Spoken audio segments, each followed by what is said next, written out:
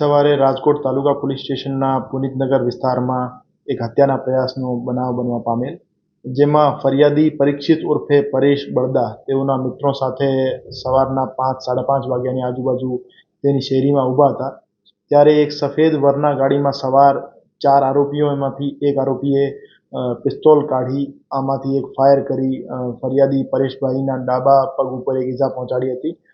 અને એના પછી રાજકોટ તાલુકા પોલીસ સ્ટેશનમાં બીએનએસની કલમ 109(1), કલમ 3(5) અને આર્મ્સ એક્ટની કલમ 25(1)B, A અને 27 હેઠળ ગુનો દાખલ કરવામાં આવ્યો હતો. હજુ સુધીની તપાસમાં 4માંથી 3 આરોપીઓના નામ આઈડેન્ટિફાઈ કરી લેવામાં આવ્યા છે અને ઓળખાયેલ 3 આરોપીઓ પૈકી એક આરોપીને પોલીસ દ્વારા હસ્તગત કરી લેવામાં આવ્યો છે અને ગાડીની ઓળખાણ પણ થઈ ગઈ છે. અને પકડાયેલ વ્યક્તિનું નામ સોહેલ ભાણો છે અને ફરાર આરોપીઓનું નામ સમીર ઉર્ફે મુર્ગો અને તેનો ભાઈ નવાજ છે. એફએસએલ અધિકારીની હાજરીમાં જગ્યાનો પંચનામો કરી લેવામાં આવ્યો છે અને ત્યાંથી એક ખાલી કાર્ટ્રીજ કબજે કરવામાં આવ્યો છે.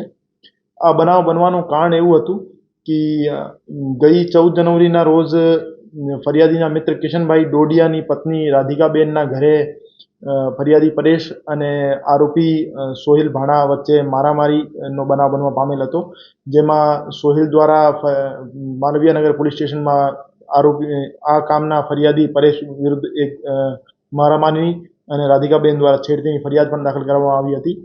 આ બાતનો ખાર મનમાં રાખી આ બનાવ બનવા પામેલ છે એવું પ્રથમ દ્રષ્ટિએ જાણવા મળેલ છે. આરોપી અને ફરિયાદી બંનેનો ગુનાહિત ઇતિહાસ છે. જે પકડાયેલ આરોપી સમીર ઉર્ફે યાસીન છે એના વિરુદ્ધ પ્રોહિબિશન અને જુગારના અને ગુના દાખલ થયેલા છે અને પાસામાં પણ જેલમાં જઈ આવ્યો છે. અને જે ફરિયાદી છે એમના વિરુદ્ધ પણ 10 ગુના દાખલ થયેલા છે, જેમાં અટેમ્પ્ટ ટુ મર્ડર, પ્રોહિબિશન, મારામારી, અપહરણના જેવા ગુના દાખલ થયેલા છે. અન્ય આરોપીઓને પકડવા માટે લોકલ પોલીસ સ્ટેશન રાજકોટ તાલુકા પોલીસ સ્ટેશનના ડી સ્ટાફની ટીમ, એલસીબી ઝોન 2ની ટીમ અને ક્રાઇમ બ્રાન્ચની અને એસઓજીની ટીમો બનાવવામાં આવી છે અને આરોપીઓને સત્વરે પકડવા માટે સૂચના આપવામાં આવી છે. હજુ સુધી જે આરોપી પકડાયો છે એના પાસેથી હથિયાર કબજે નથી થયું અને ફરિયાદીના કહેવા મુજબ જે સમીર ઉર્ફે મુર્ગો નામનો આરોપી છે એના દ્વારા ફાયર કરવામાં આવ્યો હતો.